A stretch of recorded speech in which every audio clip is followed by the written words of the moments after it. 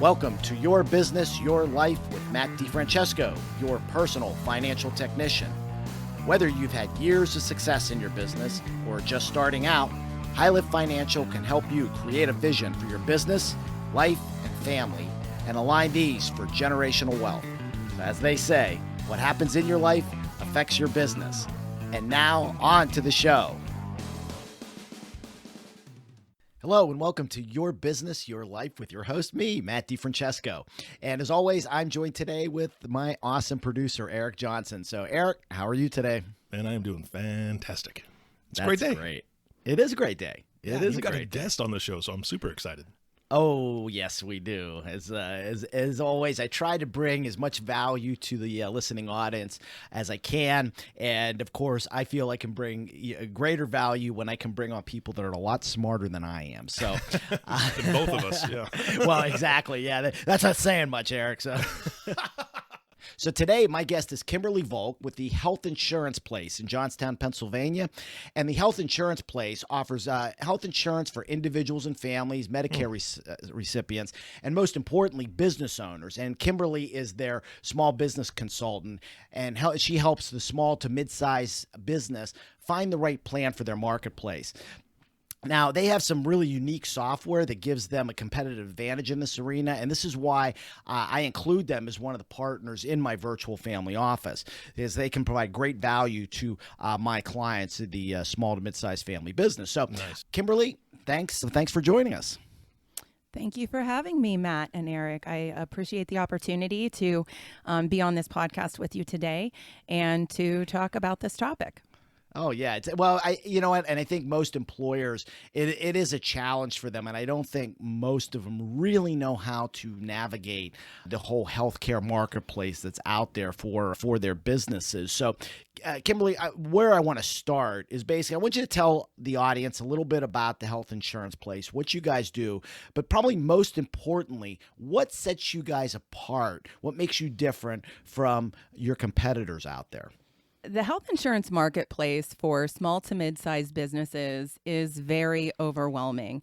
If you are an employer who has never offered employee health benefits before, and you do something as simple as a Google search, you're going to just be inundated with an onslaught of information. There are many options to look at. And if you don't have a broker in your corner and working on your behalf, those options become very overwhelming.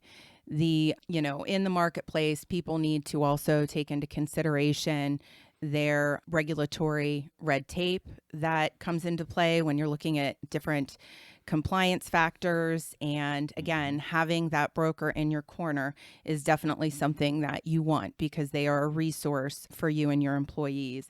So the marketplace in and of itself offers, again, a lot of different options. Employers can look at things like fully insured plans, self-insured plans, level self-funding. There are now, one of the things that is really taking off is an ICHRA, which is an individual coverage HRA, and we're seeing more and more large size companies even take a hold of that, where they are basically washing their hands of making that decision for their employees on what benefits they offer. And giving the employee a stipend is probably the best way to explain that, to go out to the individual marketplace and purchase their own coverage. So again, that is really the landscape of the marketplace right now and what employers are facing when they go out. And some of those challenges that they are facing can really be surmountable when they look at this task of how do I attract and retain the best employees? No, I think that's fascinating.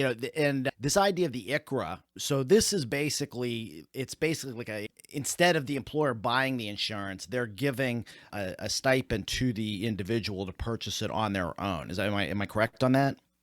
Yes, you are correct on that. So the employer no longer says, this is the plan I'm going to offer. They basically say, I'm going to give you X amount of dollars for you to go out and to purchase the coverage on your own through the health insurance marketplace. Now, there are some caveats to that.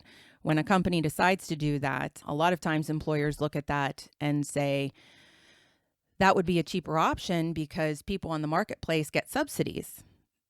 But what they don't realize when they offer those individual coverage HRAs is it is one or the other.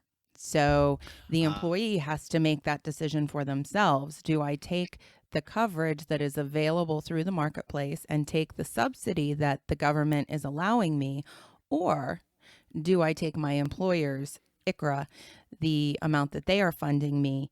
They really have to do research and figure out which is the best option for them. And again, that's where a broker would come into play to be able to assist not just that employer with setting up that ICRA, but also helping those employees to find the right option for them. So, Kimberly, that actually leads me to another question about your process and how it differs from other health insurance brokers. I mean, in my universe, most employers really don't know how to navigate a lot of this stuff, especially in the healthcare marketplace. So, what is your process to help them define what is going to be the best option for them, whether it's traditional marketplace, whether it's ICRA, whatever might be out there? Well, Matt, we like to do a deep dive in conversation with that prospective employer group that may be coming to us either for the first time, or if they are just, looking for another option that maybe their current broker is not providing to them. We like to ask a lot of more in-depth questions as to what their needs are, not just as the employer, but, as that provider of that security to that employee. What is their purpose for offering this healthcare coverage? So we go through and look at if they are offering plans, their current plans. We see if those are meeting those needs. And we also will vet all carriers when we are looking at this and all of those options, like I discussed. We will talk through those to really find the best fit for this employer group, so that they know that they've done their due diligence and they feel confident in the decisions that they're making and the plans that they're offering to their employees. Because really, at the end of the day, as a broker, I want my clients to have confidence that I've done my best job for them, so that they know they're making the right decision that fits their bottom line and fills their needs and their purpose for providing those benefits to the employees. We do, like I said, vet all of the carriers. So when we look at this, we don't just go out and say, oh, well, this is the one we're selling the most of, or this is the one that is really heavily penetrated in the marketplace, and go with that option and lead with that option. We don't do that. Regardless of how outpriced some of the fully insured carriers are right now in the small group market, we will show all of those options to that client so that they have, again, that feeling of confidence that we have done our due diligence for them, and they have that confidence in the decision they're making. We also like to make sure that we check networks for our clients. So if we have somebody who's looking at having coverage because they have a national employee base, which I'm sure, as we've all realized here over the last several months with the pandemic, is becoming something more common. Employers are really expanding, especially those that are within the tech sector. They are expanding their employee base to be more national, where they have a wider bucket to choose from because they can. They now have the technology to do that. They were forced into that over the last 12 months. So they need to make sure that the networks are a good fit for them as well. So they may not be able to go with a regional carrier that offers a lower premium if they don't have the confidence in that network. So those are things that we do. And we also help our clients with the compliance factor. Right. I was just going to bring that up because I know in my industry, compliance is a huge thing. And while most other business owners don't deal with compliance in the same way that I do from a financial services regulatory standpoint, they do have RISA compliances and just again, in the healthcare marketplace, compliances. Could you speak a little bit about how you guys help with that? Sure, absolutely. So we do have a vendor that we utilize that we can assist our clients in setting up their documents that they need to be considered compliant. And I know there's a lot of small businesses out there that think, oh, that doesn't apply to me. And when I say small businesses, I'm talking even down to 2, 3 lives that they want to have on the health insurance. They think, oh, that doesn't apply to me, but it does. The Department of Labor, again, you mentioned ERISA requirements. There are requirements for them to provide very specific documentation called a summary plan description to their employees. And also Health and Human Services, they have their own set of documents that have to be given out and requirements and timelines. And the IRS. Oh, yeah. If you want to be an employer who's offering health benefits and you're going to be taking any type of premium contribution from your employee, it would be beneficial for you to consider setting up a Section 125 premium only plan, which allows you to take those deductions pre-tax. Oh. So, and again, there's a regulatory requirement that you have documents on file so that if the IRS comes in and audits you, you are not left exposed to, that potential of not being able to offer that in the future if you don't have the correct documents on file. Right. So, and again, those are all the things that as a broker and our office, we look to assist our clients with and to educate them. There are a lot of brokers out there that just go out for the sale and they don't really follow up with those activities. At the end of the day, it is the employer's responsibility to make sure that they are compliant. But our office, we specifically feel that we need to educate them and make sure that they are making the right decisions to protect their assets. And it's interesting that you mentioned that. And I've had just over the past couple of weeks had a number of different guests who are moving more toward retainer-based models, and I think a lot of it's because they're taking on more of what I would call maybe I guess a fiduciary role. And that's how I work. I work as a fiduciary, so by doing a flat fee, it kind of takes the pressure off the client to think that, well, is he recommending this because, he's going to get a nice fat commission off that? And it also opens offerings to many, to be able to help with the employer's fiduciary responsibilities that they may have, whether it's on ERISA plans or whether it's bringing you guys in to help them from from a compliance standpoint in the employee benefits, in the healthcare benefits arena. So I think it's a really great model, and I think we're going to start seeing more and more professionals to move in that direction. At least I'm hoping for, because I think it's in the best interest of most clients, and they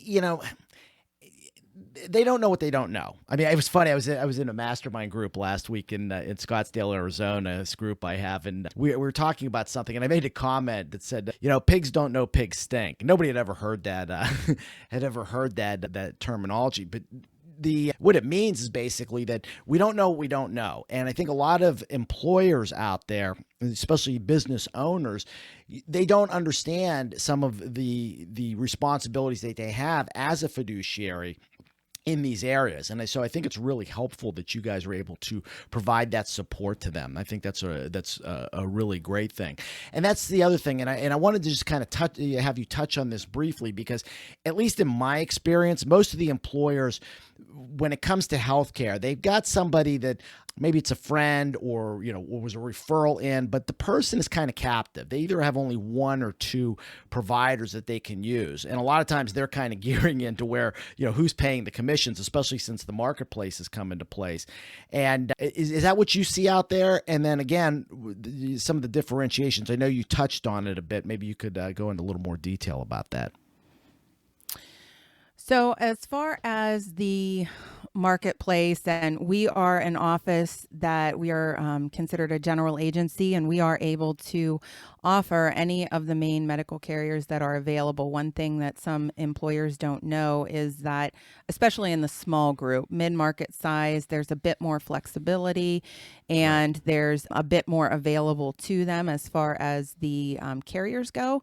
But when we talk small group market in the state of Pennsylvania, you basically, if you want fully insured, you are going with whatever carriers have filed within the state, and it can even differ from county to county.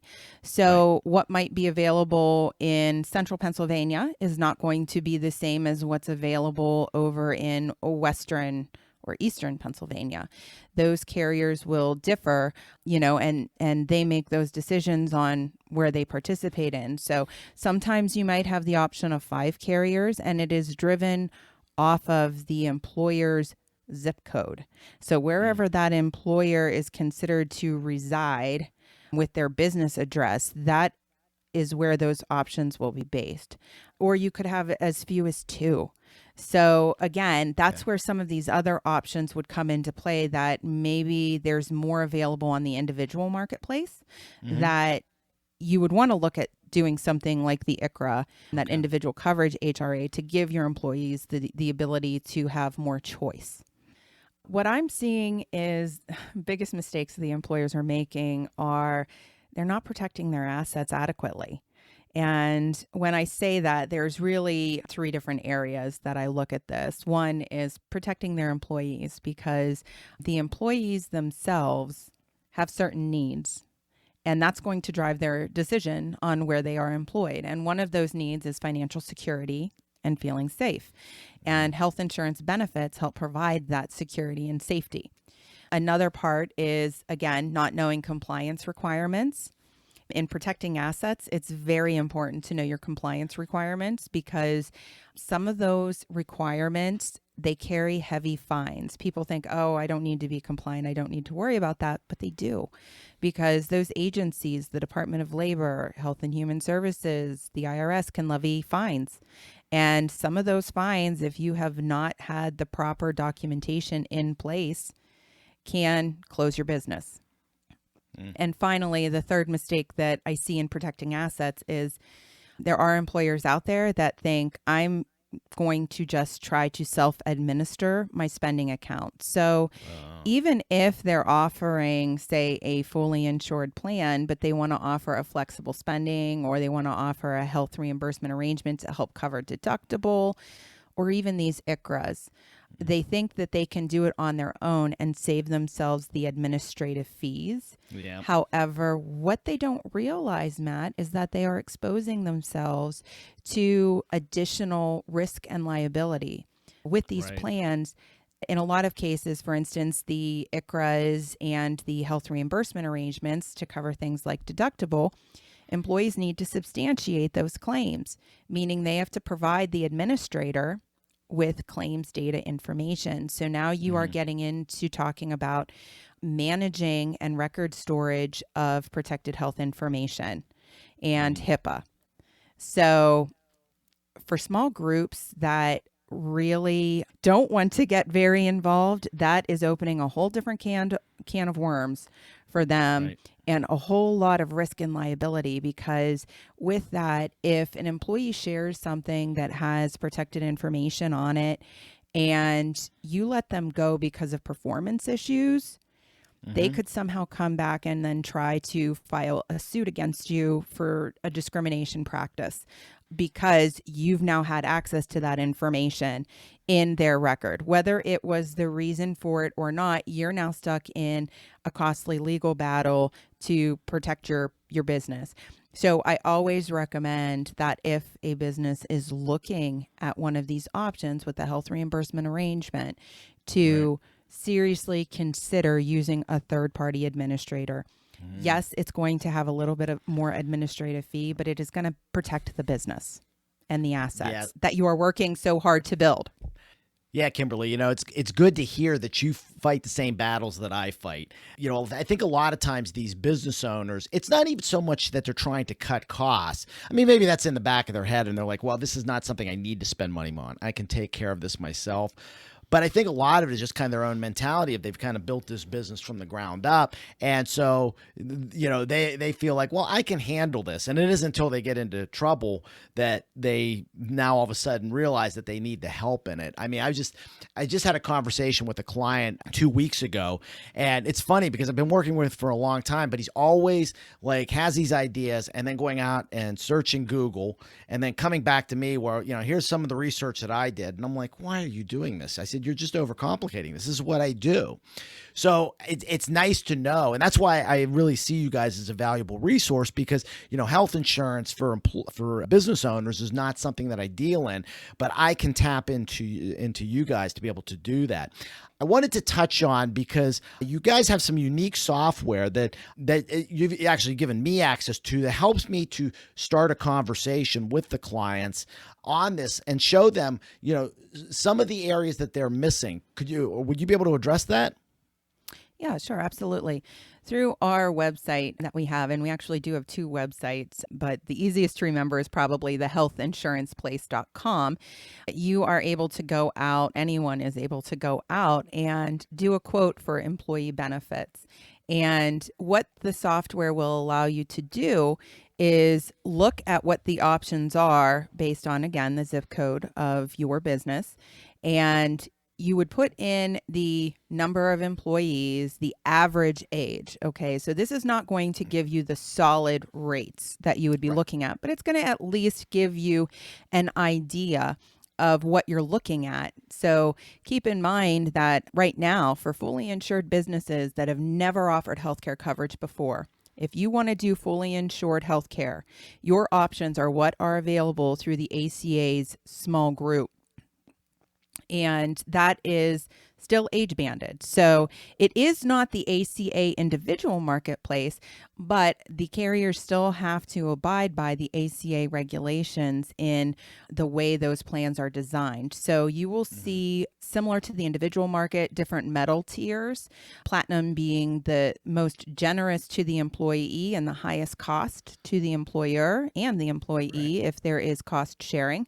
Then your gold, silver, and bronze level plans. And of course, as you go down in metal level, the deductibles do go up. But this at least gives the employers the ability to see what is available in the marketplace in their area. That is something that is not readily available. If you want to see any of that and you go to a broker, any other broker, they may not have that same technology, and you're basically at their discretion on what they provide to you. So, and that software, we actually use it internally in our office.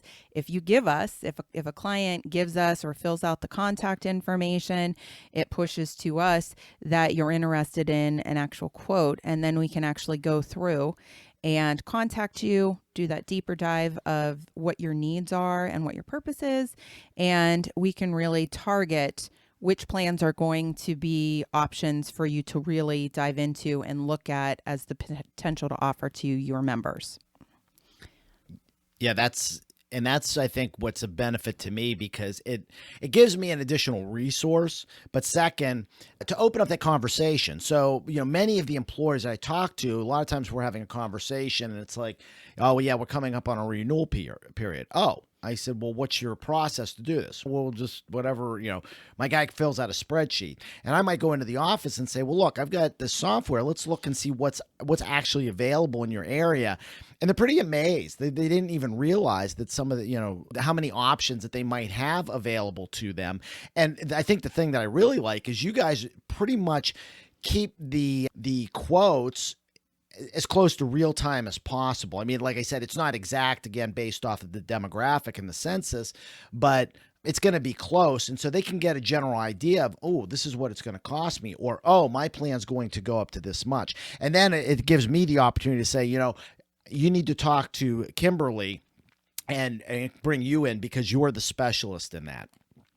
So I find it of great value. Yeah, I just find the software of great value. So, yeah, and that software is updated every quarter too. So the carriers, they can change their rates every quarter.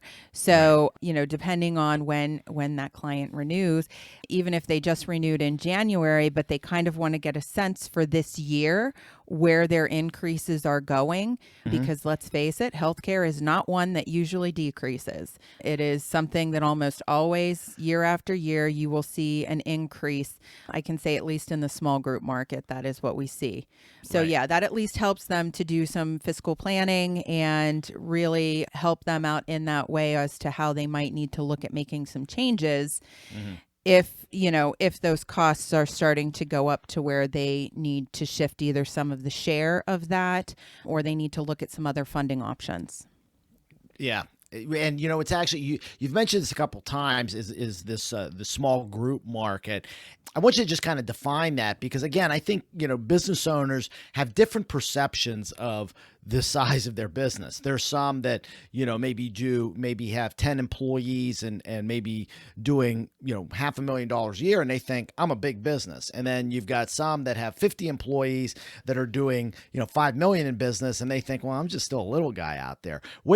How are you defining this small group? Right. So the carriers really do the defining, and the insurance department government defines what small group is. And small group is considered any company that has under 50 total employees. So the carriers in Pennsylvania actually do, I like to call it a body count.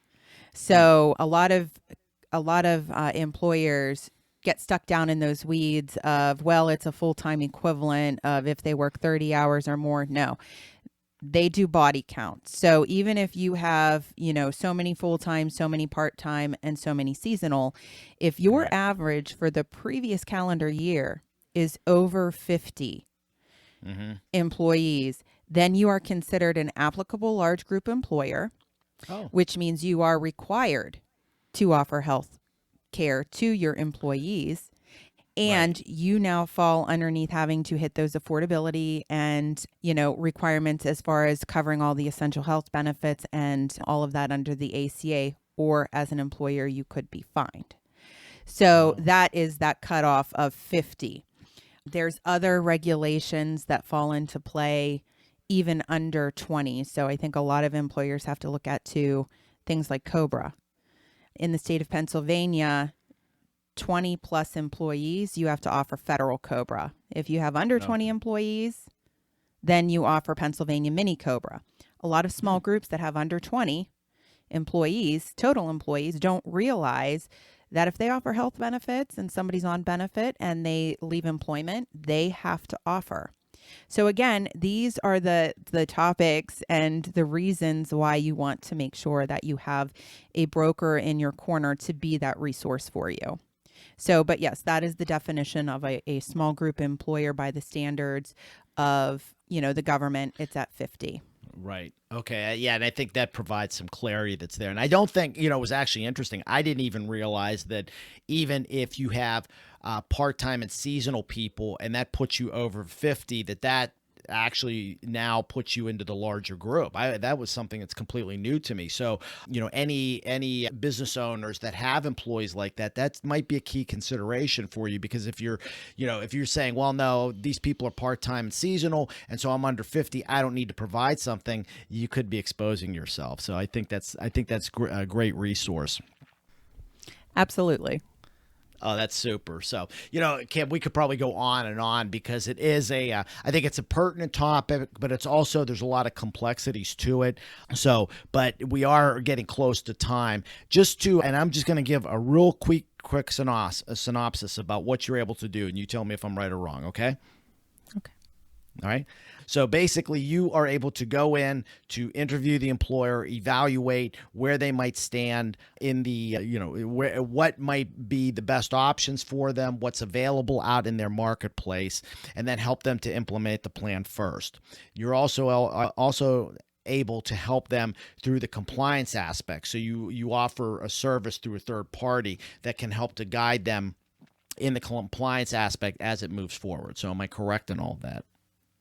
You are correct. I would like to also note that we really do become an extension of the employer. So a lot of the small group employers don't have human resource, staff available to them. So they really turn to us to be that resource, not just for, the different things that you've just mentioned, but also in the administration of their plan. And we do that included in what we do for our clients. We don't charge a fee. Standardly, there are certain things that are buy-up options, but that is part of our fee. And so we do become an extension to that employer, and also a resource to their members, so that if their members have questions or need help with their claims, we look at those things and we assist in that way as well. Awesome. So, Eric, anything from you? Matt, to be 100% honest, I don't. The one question I did have, you asked at the very end, I was trying to clarify business sizes because I don't think most businesses know that. So that was perfect. That's exactly what I was waiting to hear. I guess my only question is, Kim, if somebody's listening to this podcast in Pennsylvania and they're saying, oh man, this is something I should probably review, how do they get a hold of you? Sure. So they can call into our office. Our office number is 814-266-8383. They can specifically request me if they're looking for coverage as a group, and I would be happy to speak to them about what options are available. That's awesome. And I know, Matt, that you are 100% available for, any of the listeners to reach out to you because you can help coordinate connection with Kim and also the other things that they may need. So just how about we remind the audience how they can get a hold of you?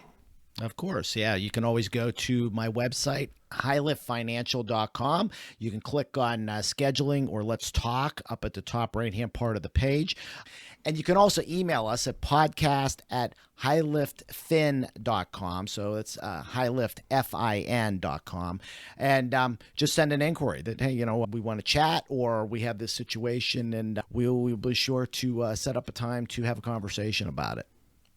Fantastic. Thank you so much for having Kim on today. I learned a ton. I just value Kimberly and her team at the health insurance place. They do a fantastic job. I love the comprehensiveness of what they do. It fits right into my model too. So, Kimberly, I want to thank you personally for being on the podcast today. Thank you so much. I really enjoyed this opportunity and getting to talk with both of you. No problem. And the last thank you goes to you, the listening audience. Thank you so much for tuning in and listening to Your Business, Your Life podcast with me, Matt DiFrancesco. And if you have not subscribed to the podcast yet, please click on the subscribe now button below. And this way, when I come out with a new podcast, it will show up directly on your listening device. This makes it much easier for you to share these podcasts with your friends and family. So again, thank you so much for listening from me and everyone at High Lift Financial. Make it your best day every day, and we'll see you again next time. Take care and God bless. Hey, I really want to thank you for listening to the Your Business, Your Life podcast. If you want to be notified when new episodes become available, click the subscribe button below. The information covered and posted represents the views and opinions of the guest and does not necessarily represent the views or opinions of High Lift Financial. The content has been made available for informational and educational purposes only. The content is not intended to be a substitute for professional investment, legal, or tax advice. Always seek the advice of your financial advisor or other qualified professional with any questions you may have regarding your business or personal planning. DiFrancesco Financial Concierge, LLC, DBA High Lift Financial, is a registered investment advisor. Registration with the United States Securities and Exchange Commission or any state security authority does not imply a certain level of skill or training.